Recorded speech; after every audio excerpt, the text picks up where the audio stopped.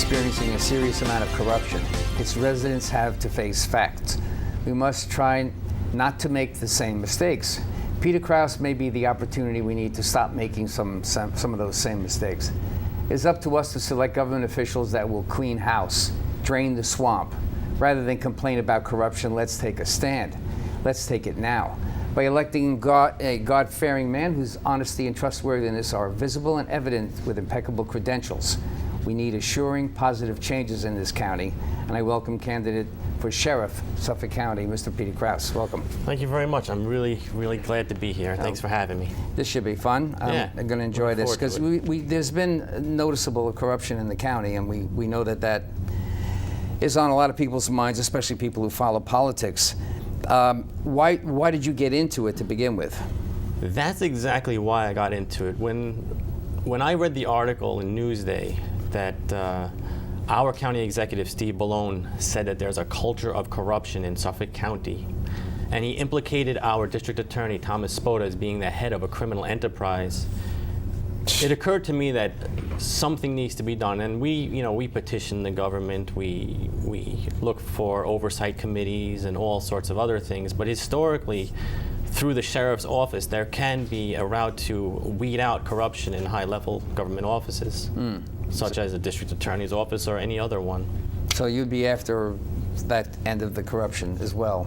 Yes, I would. But I mean, I wouldn't be doing anything new. I would actually be returning to the roots of, even as it states in our state constitution, where I would be utilizing the power of the grand jury to conduct investigations on any party officials in order to weed them out and return to people who would provide good behavior when they're in office, you know what I'm saying? Yeah, I would think that if you took the grand jury approach, that would certainly remove you from the responsibility of making a decision about someone else, right? Yes, and it would put the onus on them to indict or to not indict, depending on the investigation that they launch and the facts or evidence that's presented to them. This way, it's not a headhunting thing on part of any sheriff, but rather utilizing the power of the people, which is the fourth branch of government through a grand jury. Now, you're a police officer. From your experience, do you think that's going to help you in your office when your duties? I think it's essential to have somebody in this office who has at least been through a police academy, who has ridden in a patrol car, who has had to intervene in emergency situations and stand in the gap and confront evil head on. I think it's very important to do that so you can relate to the men out in the streets that are doing that every day. However, I don't think that's necessarily essential for management of a company. If you manage anything, you can manage people, you can manage products or assembly lines. If you know how to manage, you could probably step in. Give you a head up, though. I mean, right. It'll give you a lead. It absolutely does. It helps you to relate to the workers and what they're going through out on the streets, and it gives you a sense of how it should be accomplished. I see it as a major advantage. I think it's something that I think may be missing. Yeah. Some experience in that field. How did other sheriffs come to the place that they were in? Did they also have to go through police enforcement? Historically, roles? in Suffolk County, not every one of them had police experience, from my understanding of it. Many even came up through the ranks of the corrections part of the sheriff's office, which is understandable. Yeah. It's a big part of it. It's not that far away. What do you think you're facing now in the county that some of the issues that you might think are necessary to address? Well, obviously, we're the highest taxed county, arguably, in the nation, right, with an extreme amount of debt also. And you put those two together, it screams of corruption. That, I think, is the number one issue facing Long Islanders. I see people moving away off this island in droves to get away from that. I myself, question how long I can remain here as I'm getting by every month by the skin of my teeth. That, and through the programs like the red light camera program, where they just dip into our pockets again and again and again, by putting out these unconstitutional programs, which really are bankrupting people. Is that going to be in your domain to do something about, say, for instance, that particular thing? Not necessarily, but to have a sheriff who understands that and speaks out against it, I think is something that can impact. Yeah. Yeah, that's bound to help. What else in terms of issues? Taxes, debts, and how about the gang issues or anything in that regard? Gang issues are obviously a big problem. Drug issues are a big problem. And they are, fortunately now there's a lot of attention to it. So we're getting federal attention. You know, the Attorney General was out here to address the situation with the gangs, with the MS-13. Oh yeah, right. So, you know, we're going to get a lot of resources from the government to help with that.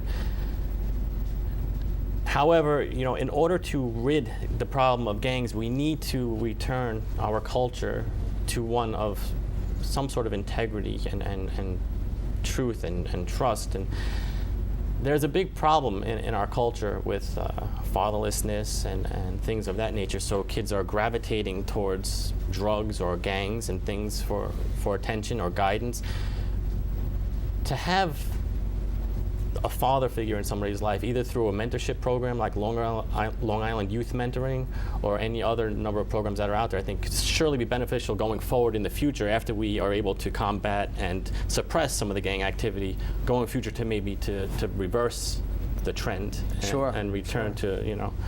We've often said, do a lot of family programs, and we've often said that the fatherlessness is a bigger issue than is visible, and Absolutely. there's not a lot of evidence in terms of statistical information other than the dysfunction of children is increasing. So if you know your kids' dysfunctional possibilities are growing, and you also know that factor that the fathers are missing from the family, you should be able to make a tie into that, but sociologists and psychologists are not doing that, and the court system certainly doesn't allow it either. It's a major problem. Back in the 60s, Daniel Patrick Moynihan did a study on this. Right. And, you know, he identified like the black community in particular as having a severe problem that they were talking about. It could be, you know, a national crisis was the term he used, because the parentlessness was about 27% at the time. Yeah. And he called for a national emergency to handle this issue. Today, it's over 70%, close to 80% in the black community, and in the white community, it's about 30%. It's higher than it was then during the study. Sure. So certainly, One tripled and the other one doubled. yeah. So Yeah. there's serious issues that are on that one issue alone. That as a community, as a society, we really need to bring this out and address. And you know, maybe people are looking at you as running for sheriff and going, you know, why would that make a difference? Well, that's the obvious thing that people don't see. Yes. They don't talk about, and they don't do anything about it. Yes. Now, what could be done about that as a sheriff, I'm not sure, but you certainly can lead, right? Like I said, lead by example. I know somebody personally in the Long Island Youth Mentoring, a brother in Christ, who is involved actively in running that program, and he says, you know, we have a waiting list of kids. It breaks my heart. They have a waiting list of kids looking for mentors, and no men stepping up really to do the job. Now, if we look inward at ourselves and we say, hey, listen, I can do this, I can set an example to mentor these young children going forward, then we really can make a huge difference. I mean, the kids are there looking for it. You can't bring the parents back together, I suppose, especially a lot of these people are divorced, Yeah. some people are not spending any time at all with the kids at home, their Yeah. parents leaving, that kind of thing. Unfortunately, it's way too easy to just cut and run from your family and your paternal duties as a father sometimes, and people just, you know, they just leave. The county has a program where there's, I think it's called the YES program, but Yes, I've heard of it. you know about that? Youth Enrichment Services, yes. Yeah, or I think the kids are going in to look at the people who are in jail and to see what they... Like Scared Straight. Scared straight, yeah. Right. I'm sorry, you got it before I That's did. perfect. Yeah, you think it's working? I think it's very, I mean, that can be very effective too. You Can know, be, yeah. you look at people in the jails and, you know, really, that's a life without freedom. I mean, the very freedom we take for granted of just walking outside and getting fresh air, they don't have. You know, when you're in prison, you have to be let out into the yard to play if they allow you that privilege. So just anybody going through there and seeing how you're locked up like animals can have an effect on you growing up to say, hey, that's someplace I don't want to be. You bet. I thought it was a good idea. When I've seen it on TV, and I actually got a good feeling for it, even though it was a little scary for me to even see. It's scary. It's scary, but I think it's probably going to work. I think some of those kids are not going to get anything, but I bet you the numbers of people who are going to get it will increase. Yeah, I think that's a Scared fantastic straight, thing. as you Yeah. say, right? What about some of the, I guess you can say, the punishments that you're not really enacting a punishment, but there's a lot of houses that are being stolen from people inside the corruptive aspects of the county. Yeah. And I've run into at least 8 or 9 of them just interviewing one after the other. And they're being stolen by officials. Mm-hmm. When you say stolen, you're talking about when they're being foreclosed upon unlawfully or some other methods? Unlawfully removed from your home. There's a few that we know that they were completely free and clear of a mortgage, and someone moves in through some corruptive aspect, pays somebody off, I don't know. Well, But the sheriff acts on these things. If it's going through the courts and if it's evictions, obviously that goes through the sheriff's office. And the sheriff's job is constitutional. I mean, it's a constitutional office. It's not just a law enforcement office. It really is a ministerial constitutional office. And the reason why the sheriff's office gets involved with serving process for the courts is to act as the protector of the people, to make sure that the court's decisions are lawful in regards to the constitutionality of them, and not to go and serve or evict people if it's not done through due process, which is everybody should be afforded due process through the system. And Does that's it happen all the time? Can't say it does. Unfortunately, no, and I would like to be able to make that when you win your position here, that I give you a list of people that follow up on, because I can't do Yes. anything for them. Yes. All I can do is bring their story to the air, which I've done, but I don't like the idea that these people are just being robbed No. of their property. No, I don't like it at all. You know, anything being done from one human to another, regardless of your position or stature in some sort of brick building that has the label government on it, Right. should be done absolutely in accordance with our Constitution, through due process, to make sure that it's done lawfully and that you are afforded all your rights as a citizen. That's what the Constitution's there for, is to protect us. It doesn't provide us our rights. Our rights are provided by God. But the Constitution protects that from being, it's the chains on the government to keep the government from infringing upon our rights. To me, it just seems sensible that if you have God in your life, that you'll work toward those things that have integrity and honesty in a position that you may take. And that certainly is a position I think that could be in the forefront of what might work for other people in terms of what they see, their vision of family, their vision of what you will do in your office, that we can trust you. Yes. It builds a built-in trust factor. Like any other elected position, this is an office of public trust. You shouldn't be just putting somebody into this position because you think they're, cool, or because they seem powerful, or they seem to have some sort of a cult of personality. But put somebody in there who's trustworthy, who fears God, who is able, who is willing to be under authority. I think that's important to note, that there is a distinction between being in authority and under authority, and people in authority need to understand that they are under authority. They're under the authority of the people, and they're under the authority of God. So in order to act rightly, you need to understand that distinction. Do the people's bidding, which you ultimately have to do. You have to listen to people sometimes that don't make any sense, who have been treated unfairly in their eyes, but not really. And so you'll have to discern those differences. You'll have to be sharp in those areas. You'll have to do some investigative work. Absolutely. You'll have to have a team of people working with you to be able to discern these differences, right?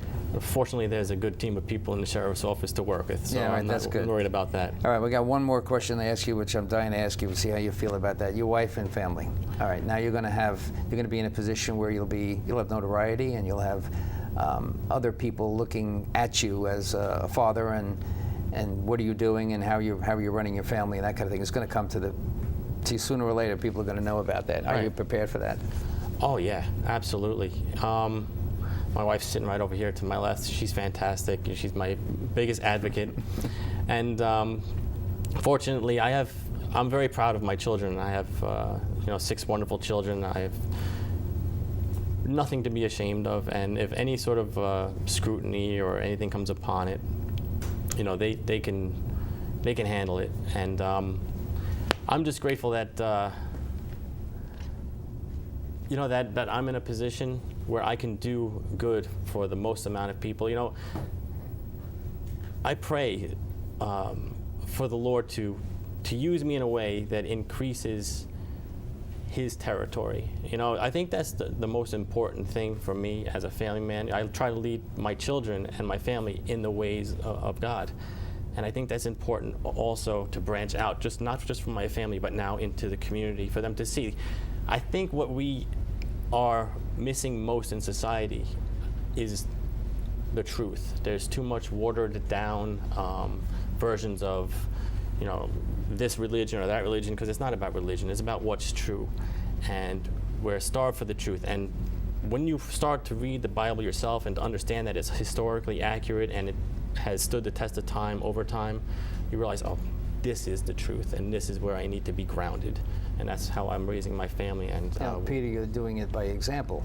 yes. You're saying that this is how I want to live, and this is what I'm doing best for my family. My family appreciates me. This is what I want to do. I'm doing the right thing for God and country. You know, my wife challenged me when I first became a Christian. It was 2009. You know, before that, I was pretty much a humanist, a secular humanist, like everybody else is 90% of the time, being raised in schools and everything.